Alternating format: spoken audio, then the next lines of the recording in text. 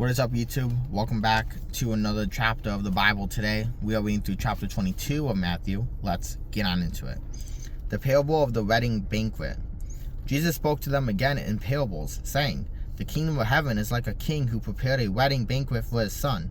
He sent his servants to those who had been invited to the banquet to tell them to come, but they refused to come.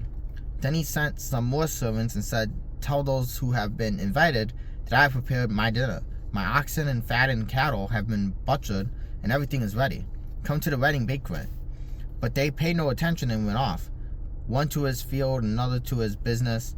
The rest sieged his servants, mistreated them, and killed them.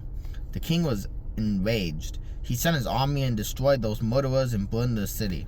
Then he said to his servants, 'The wedding banquet is ready, but those I invited did not deserve to come. So go to the street corners and invite to the banquet anyone you find.' So the servants went out into the streets and gathered all the people they could find, the bad as well as the good, and the wedding hall was filled with guests.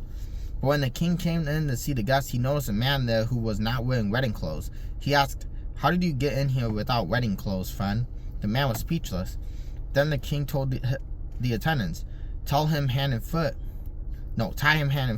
and throw him outside into the darkness, where there will be weeping and gnashing of teeth. For many are invited, but few are chosen.'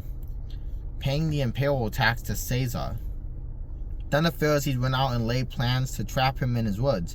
They sent the disciples to him along with the Herodians. 'Teacher,' they said, 'we know that you are a man of integrity and that you teach the way of God in accordance with the truth. You aren't swayed by others, because you pay no attention to who they are. Tell us then, what is your opinion? Is it right to pay the imperial tax to Caesar or not?' But Jesus, knowing their evil intent, said, 'You hypocrites, why are you trying to trap me? Show me the coin used for paying the tax.' They brought him a denarius, and he asked them, 'Whose image is this, and whose inscription?' 'Caesar's,' they replied. Then he said to them, 'So give back to Caesar what is Caesar's, and to God what is God's.' When they heard this, they were amazed. So they left him alone and went away. Marriage at the resurrection. That same day, the Sadducees, who say there is no resurrection, came to him with the question. 'Teacher,' they said, 'Moses told us that if a man dies without having children, his brother must marry the widow and raise up offspring for him. Now there are 7 brothers among us. The first one married and died, and since he had no children, he left his wife to his brother. The same thing happened to the second and third, right on down to the 7th. Finally, the woman dies. Now then, at the resurrection, whose wife will she be of the 7, since all of them were married to her?' Jesus replied, 'You are in error, because you do not know the scriptures or the power of God. At the resurrection, people will neither marry nor be given in marriage. They will be like angels in heaven. But about the resurrection of the dead, have you not read what God said to you? I am the God of Abraham, the God of Isaac, and the God of Jacob. He is not the God of the dead, but of the living.' When the crowd heard this, they were astonished at his teachings. The greatest commandment. Hearing that Jesus had silenced the Sadducees, the Pharisees got together. One of them, an expert in the law, tested him with this question. 'Teacher, which is the greatest commandment of the law?' Jesus replied, 'Love the Lord your God with all your heart and with all your soul and with all your mind.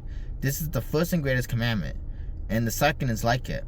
Love your neighbor as yourself. All the law and the prophets hang on these 2 commandments. Whose son is the Messiah?' While the Pharisees were gathered together, Jesus asked them, 'What do you think about the Messiah? Whose son is he?'